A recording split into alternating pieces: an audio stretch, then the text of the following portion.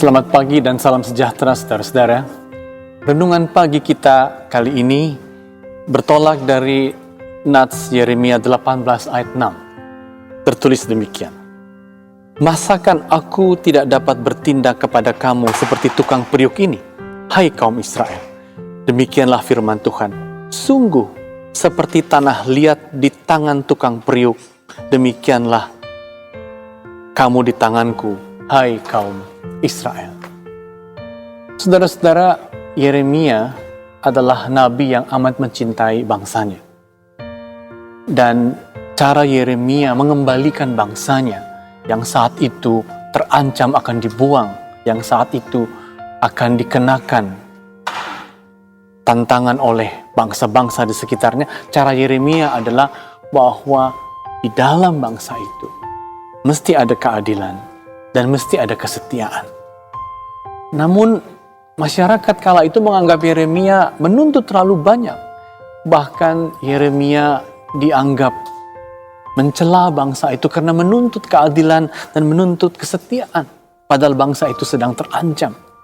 Pikir orang, lebih bagus kita siap berperang daripada kita memperbaiki keadilan dalam negeri.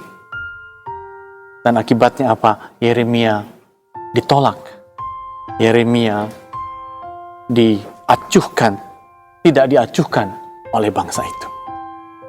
Lalu saudara-saudara, dalam keadaan itu Yeremia mendengar dan berdoa kepada Tuhan, dan sebenarnya apa yang Tuhan sedang lakukan kepada bangsa yang sebentar akan terbuang itu.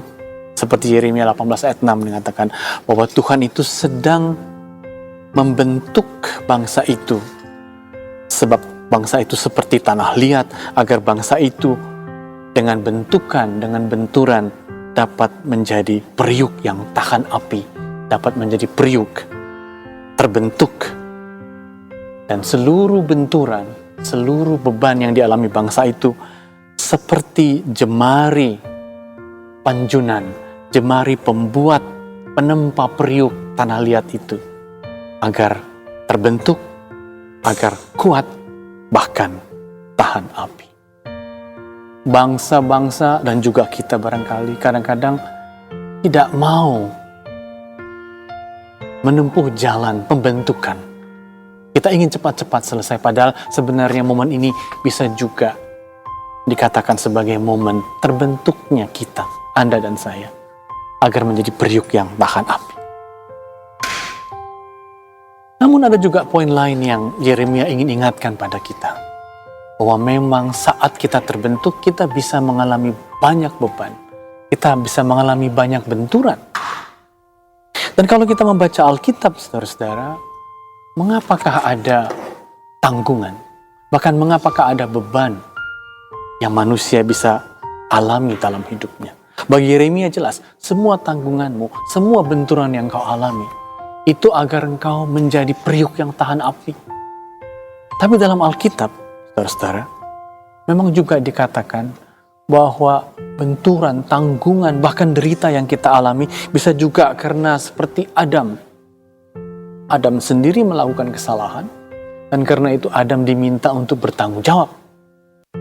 Dan cara Adam bertanggung jawab, dia keluar dari Taman Eden dan dia harus berpeluh, bekerja keras.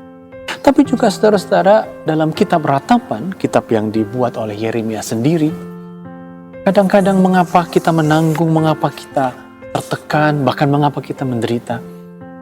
Kita tidak tahu sebabnya, bukan karena kita, tapi kita telah dikenakan, kita meratap karena kita dikenai oleh penderitaan dan tanggungan itu.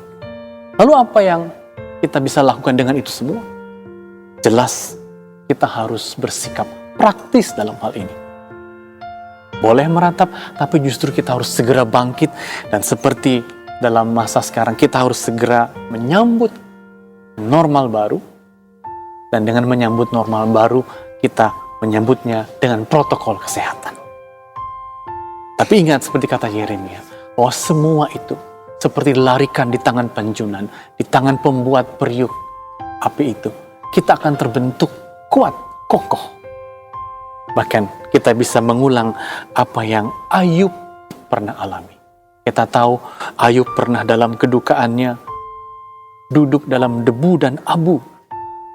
Tapi bahkan Ayub setelah itu bisa berkata dalam Ayub 42, seolah mataku sendiri telah memandangnya karena aku bisa melewati semua ini.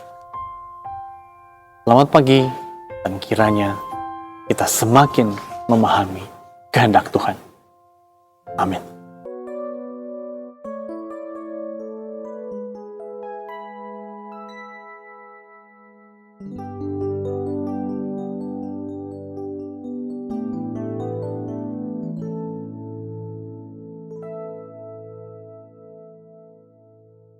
Ku datang ya Bapa dalam kerinduan, memandang keindahan-Mu.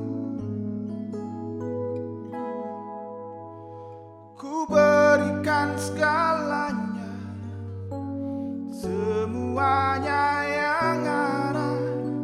Ku ingin menyenangkan hati-Mu, oh Tuhan. Jadikan aku